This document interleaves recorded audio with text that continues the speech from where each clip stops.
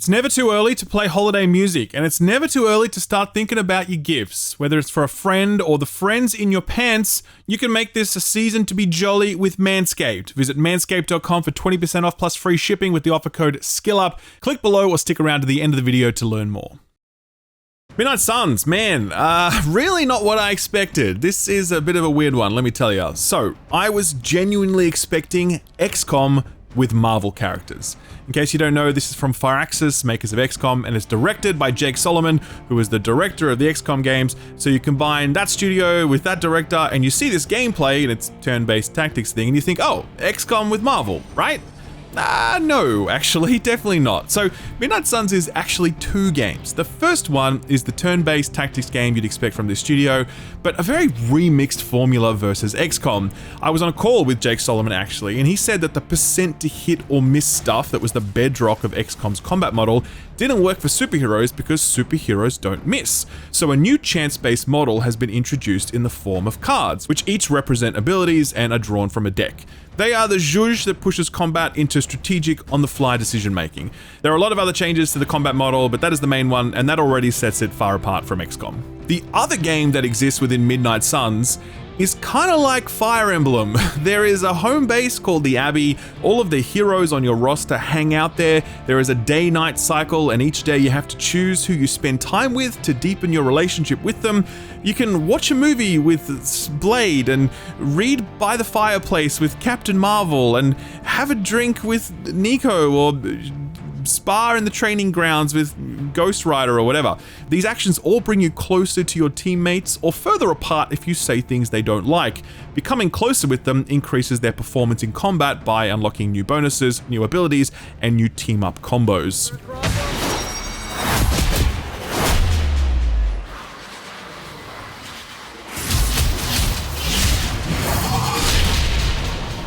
This relationship side of the game is not a small diversion, by the way. I reckon nearly half of my playtime thus far has been spent outside of combat, talking to people, exploring the Abbey grounds, crafting items, completing side quests in the Abbey, preparing for the next combat engagement. It's a huge portion of the experience, and yeah, I'll tell you that right off the top, 10 hours in, I'm really enjoying the combat side of this game. I think some people will miss the militaristic and tactical trappings of XCOM, which is fine. I do think this is a little more approachable, and I think the cards is a level of randomness that some people just aren't going to be able to stomach, but for me, it's totally working, and I am always keen to get back into the next battle. Part of that keenness comes from the fact that I'm really not enjoying the other side of the game to this point. So much of this is about building relationships with these characters, but I'm not finding any of them particularly compelling. They all seem written with the same voice, like Blade is kind of a cuddly teddy bear almost, and Iron Man and Doctor Strange are kind of watered down facsimiles of their MCU counterparts. I've had hours worth of conversations that don't really seem to say anything or go anywhere. That part is not clicking for me, and it's essential to go through all this stuff because if you skip it, you will fall behind in the power curve because so many powerful upgrades come from building those relationships with your team. There are also some technical issues here. I can't really maintain a solid frame rate when playing on an RTX 4090, and this is not a particularly good looking game. It runs well enough on Steam Deck, funnily enough, but yeah, high-end rigs don't seem to really like this game very much, at least at this point. But look, let me just say this. At the top level, I am definitely enjoying this. I really am. Even as I write this preview, I am keen to get back to it because I'm just vibing with the combat that much. I really do love it. I think they've nailed it. And so that's already enough for me. But when I'm out of combat, I'm not having a great time. And given how much time I spend out of combat, I do think that is a problem that many may struggle to get past.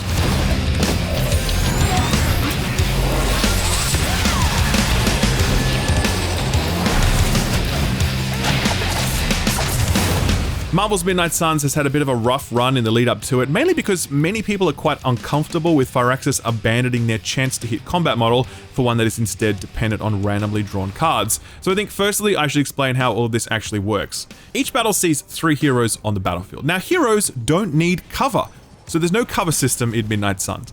They also can go wherever the fuck they please because they're heroes, so there's no movement grid, and abilities automatically move the hero to anywhere on the battlefield.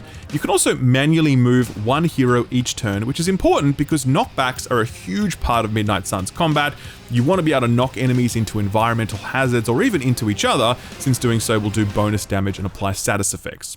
So that's not even all of the changes, but those are some of the major ones, and they're already huge differences versus XCOM. But then we get to the cards. Each hero brings 8 cards into the battle for a total of 24 cards in your deck. These cards all represent an ability that will definitely hit, no chance to miss, though there is some randomness in certain cards like Nico's, who casts random status buffs or debuffs. On the whole though, randomness is not a feature of the way these cards function. They will do what they say they'll do. The randomness comes in which cards you'll get in your hand. You can determine which cards are in your deck by customizing each hero's cards. New cards can be acquired from battle, and duplicates can be combined to create upgraded versions. It's actually a pretty cool system, and I'm into it. So the concern people have about this is, does the card draw introduce too much randomness and undermine your ability to make strategic decisions?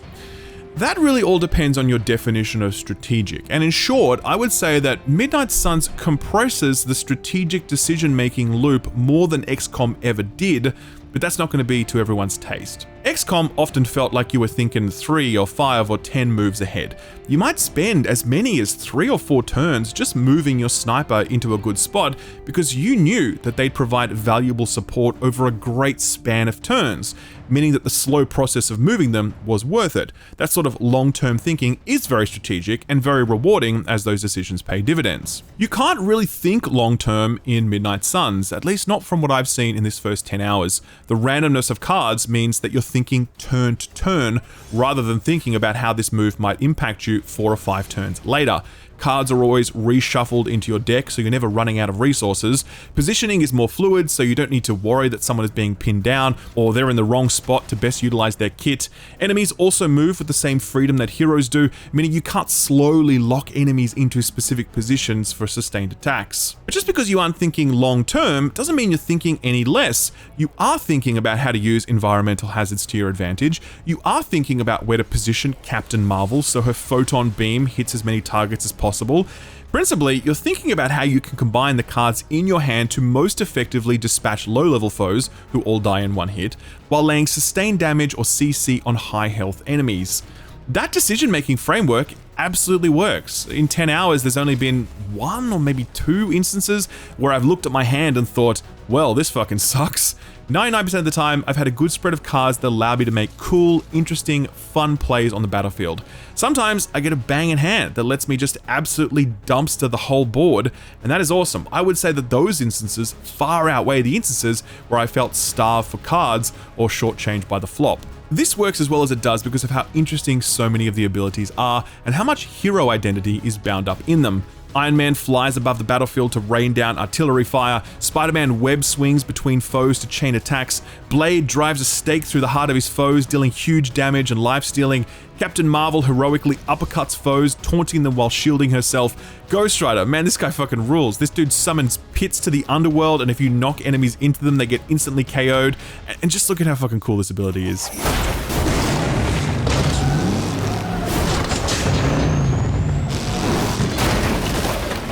In a gameplay sense, Firaxis have totally nailed the unique, distinct thing that makes this hero, and they've translated that brilliantly into a set of cards that collectively create a role for that hero.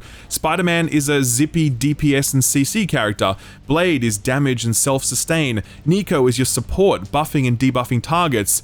Individually distinct and interesting, these heroes can then be combined into a huge range of team combinations, making for a nearly unlimited degree of flexibility and strategic decision making. And that's the kicker, right? Do I feel as though this is less strategic than XCOM? I don't, at least not based on this first 10 hours. I think this is very deep and very strategic, but in an entirely different way. The delayed gratification of XCOM is replaced with something faster and more immediate. I'm sure many people won't like that, but it's really working for me, primarily because Firaxis have understood the essence of these heroes and built a set of cards that really sell the fantasy of that hero.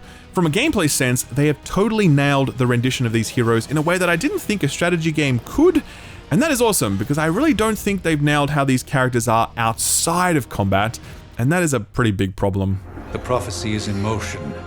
Lilith is still out there growing stronger each second the midnight sun approaches. Define stronger. If we are to have any chance of stopping her, there is only one option left to us. Marvel's Midnight Suns is a battle against Lilith, an Omega level threat on the same level as Thanos, etc. She's all demony, and after being forced back into a long slumber some time ago, she's back, resurrected by Hydra to continue her nefarious plan, whatever that may be. No hero or even group of heroes can stand against her, with Lilith being able to comfortably mop the floor with Captain Marvel in this opening 1v1. Luckily, the good guys have an ace up their sleeve. You are the Hunter, the child of Lilith who vanquished her centuries ago before being put back to sleep in a real wake me when you need me moment. Turns out humanity needs you again, and Doctor Strange rudely awakens you to put you back into the line of duty. The Hunter is not an existing Marvel hero. They are all new, created for this game specifically, and created by you. Disappointingly, the character creation options here are pretty threadbare, and given how much time you spend looking at this character during cutscenes, I think more depth in this character creation tool wouldn't have gone amiss. Critically, you can't choose the voice or personality of this Hunter, and that sucks because the default male voice really blows. He's meant to be a man out of time with a more classic turn of phrase and intonation, but he just comes off as being kind of boring and aloof and sort of bored himself. He sounds bored when he's talking. It's not great. His performance combined with the limited character creation options means that this Hunter that you embody never feels like he's truly yours. So, is your name really Blade? No, What is it? it's private. Is it embarrassing? No, the Hunter, but I only share it with friends. You do not consider me a friend? Anyway, the Hunter is the leader of the Midnight Suns, the group of heroes all signed on to the task of stopping Lilith. The roster is pretty cool, and I've only unlocked a small portion in my 10 or so hours. You've got your MCU mainstays like Doctor Strange and Spider-Man and Iron Man, but you've also got Blade and Magic and Ghost Rider and Nico, 4 characters we haven't seen recently or at all. I know Wolverine comes later, I suspect Scarlet Witch as well. Outside of that, I really don't know, but I'm excited to meet more of these lesser known characters because it seems like we've been hanging out with the same MCU heroes for 10 plus years now, and it's definitely not hitting as hard as it once did. Sadly though, I'm not having a good time with any of these characters, new or old. On the more recognizable faces, they just feel like knockoff versions of the MCU counterparts. They feel flat, one-dimensional, and they bring nothing to the table narratively speaking. I'm glad that Iron Man is in this game because using him in combat is awesome, I love it. But I do not look forward to talking to him back home because he's not funny or interesting or anything like that. I'd much rather talk to one of the non-MCU characters. Doc's right, Hunter. I drank 3 glasses of holy water just to walk through the Sanctum's front door. Place is like a doomsday vault for all sorts of supernatural nastiness. We need to put a lid on this mess, pronto.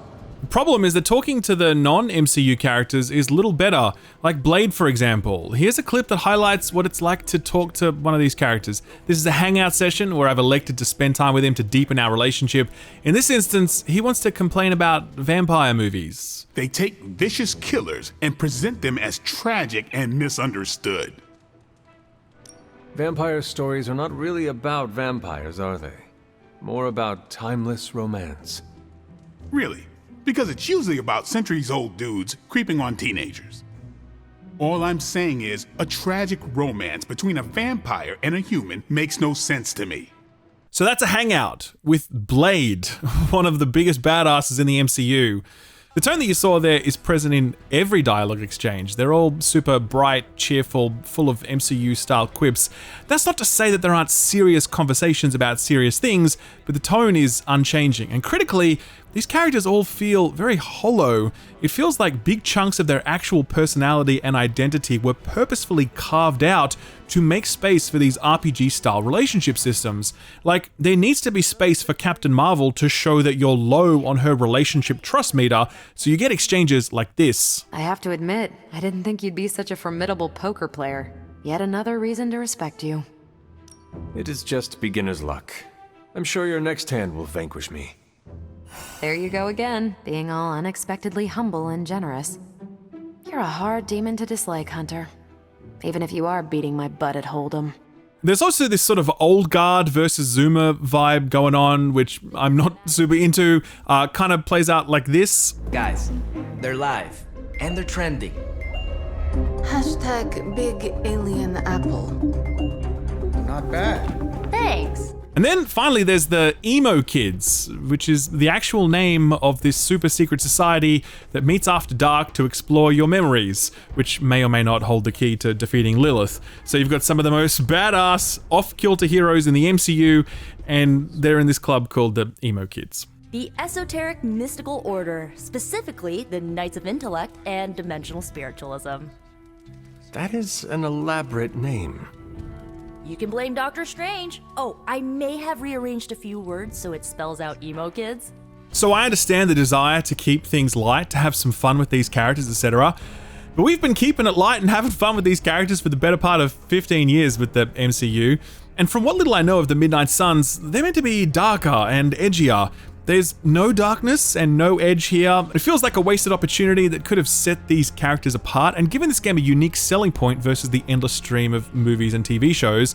Sadly, this just feels like more of that, but kind of worse. 10 hours in, I'm kind of wishing that I didn't have to engage this part of the game, but it's really essential to do so since these social systems and Abbey life power your meta progression, which has a huge impact on your performance on the battlefield.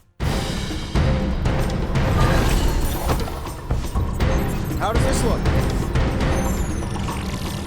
Abbey life was another big surprise for me. If you've played XCOM, you'd know that base management was a big part of the game, largely dependent on researching new technology and building new sections of your base that would move you up the tech tree. Here in the Abbey, it's similar in some aspects, but wholly different in others. The foundational work you'll do each day is hanging out with your buddies. You'll invite them to watch movies, or read by the fireside, or go stargazing. These will increase your trust with them, which unlocks new abilities for those heroes, new cosmetics for them to wear, and new synergies on the battlefield, namely in the form of team-up cards where heroes combine their attacks to deliver devastating attacks. The heroes also just hit you up sometimes with random questions. It doesn't really matter what it is. All that really matters is the response you choose, which awards different sorts of currencies and combat bonuses. You're also going to want to spar with someone every day. I was really excited to do this because I thought I'd get to see a cool cutscene of heroes fighting, but sadly it's just a UI thing that awards that hero a stat bonus for the next time you bring them into a fight. Once you've done all the socializing, you're going to want to check out the Forge. This is where you can unlock new cards and also research new technology, allowing you to do new things. For example, I researched a crafting bench that allows me to craft one-time consumables like a card that heals or a card that draws more cards, etc. There's also the training yard, which is where you want to combine your duplicate cards to create upgrades. This requires some currency that I'm starting to find is a little rare, pushing me to complete side missions rather than just the main storyline, which I'm totally fine with, by the way, since I always enjoy the combat. There's also a hero ops table where I can send heroes out to do missions without me, and they'll bring back various currencies, cards, that sort of stuff. So all of this constitutes a sort of daily rhythm that you need to sink into, and I'm pretty okay with most of it. The social stuff, not so much, but the base management stuff is pretty cool. It feels kind of XCOM-y, and I like it. The other thing is the Abbey grounds. So the Abbey is situated on what is a very large stretch of unexplored land, and if you feel so inclined, you can start exploring it. It houses chests containing currency, as well as various collectibles and side quests like finding a bunch of statues that will reveal a reward. There are sections blocked off that open up with various incantations, and some of them I can't open yet, so clearly the map will open up more as I progress further in the story. Part of this exploration involves collecting herbs and mushrooms and other things. I know that some of these are used as part of the Emo Kids club meeting, but I'm not 100% sure what all this is for just yet. The exploration stuff right now does feel very awkward. I'm not sure why it's in the game at this point. It feels quite superfluous, but it's possible that it becomes more interesting later on, and I just haven't gotten that far yet. So overall, when it comes to progression and base management, I'm finding it a mixed bag so far. The social stuff isn't ringing my bell, but the rhythm of Abbey life does hold some appeal, even if some parts of it do feel a little out of place right now.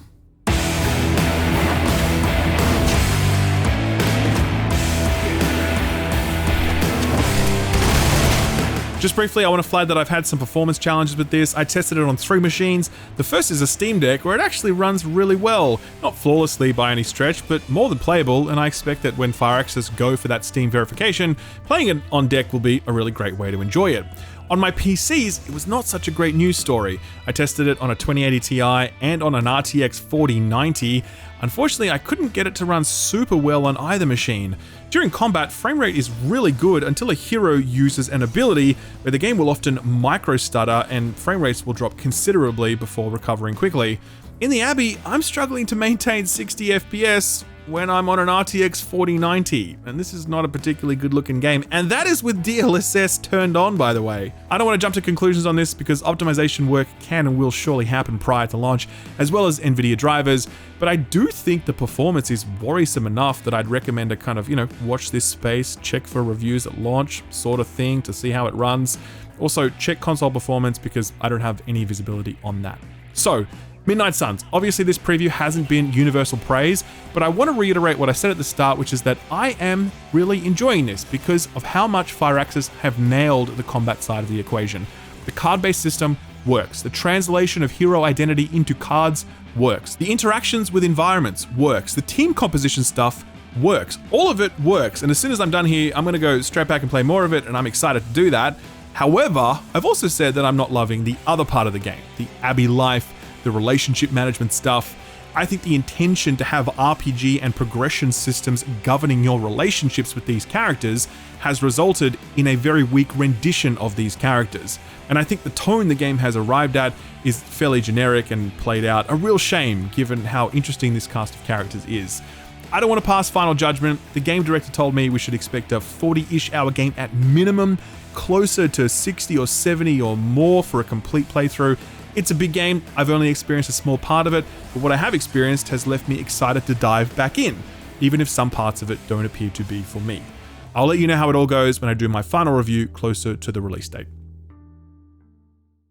Alright, I never do this, but I'm going to read the official copy sent to me by Manscaped for this Christmas read. Are you ready? Here we go. This Christmas, do your little drummer boy a favor and use the Lawnmower 4.0 to avoid another silent night in the bedroom. Then add in Manscaped's top-of-the-line shower products to have the people thinking, all I want for Christmas is you. Santa cares about his sack, and so should you. Look nice when you get your naughty by going to manscaped.com and using SkillUp for free shipping and 20% off. Now, wasn't that worth the ride? Good job, Manscaped. You should see some of the stuff other sponsors hand me. Manscaped's doing it right. Congrats. But Manscaped aren't out here to sell chuckles. They're out here delivering you the best intimate grooming solutions for you and yours. The Manscaped Platinum Package 4.0 is the one-stop shop for the man who deserves it all. They designed this package to allow you to fully align your entire hygiene routine with elite products. Inside this Platinum package, you'll find their Lawnmower 4.0 trimmer, Weed Whacker ear and nose hair trimmer, Ultra Premium Body Wash, Ultra Premium 2-in-1 Shampoo and Conditioner, Ultra Premium Deodorant, Crop Preserver Anti-Chafing Ball Deodorant, Crop Reviver Ball Spray Toner, Anti-Chafing Boxes, and the Shed Travel Bag to hold all your goods while traveling. First off, the Lawnmower 4.0. Manscaped say this thing is the greatest ball trimmer ever invented, and since they're pretty much the only entity who specializes in ball trimming, I'm inclined to believe them. These people know balls. Their 4th generation trimmer features a cutting-edge ceramic blade to reduce grooming accidents thanks to their advanced skin-safe technology. The Lawnmower 4.0 is waterproof and also has a 400K LED spotlight when you need a more precise shave. Ever wanted to spotlight your junk? Well, now you can. Please use responsibly. In addition to shaving, you can now completely upgrade your shower routine with the Ultra Premium Body Wash and Ultra Premium 2-in-1 Shampoo and Conditioner. You'll have your skin and hair feeling hydrated and smelling fresh. Don't forget to apply their aluminium-free Ultra Premium deodorant for that cologne quality scent on the go. Manscaped even threw in 2 free gifts in their Platinum Package 4.0, the Manscaped Boxes and the Shed Travel Bag. Bring your comfort and your boxes to another level. The Platinum Package 4.0 covers all bases from head to toe, the best bang for your shebang. Get 20% off and free shipping with offer code SKILLUP at manscaped.com. That's 20% off with free shipping at manscaped.com and use offer code SKILLUP. Manscaped, get your jingle balls ready for the holidays. That was one of their lines too. Manscaped's copywriter's doing my job for me. I thank you, and thank you for sponsoring the video.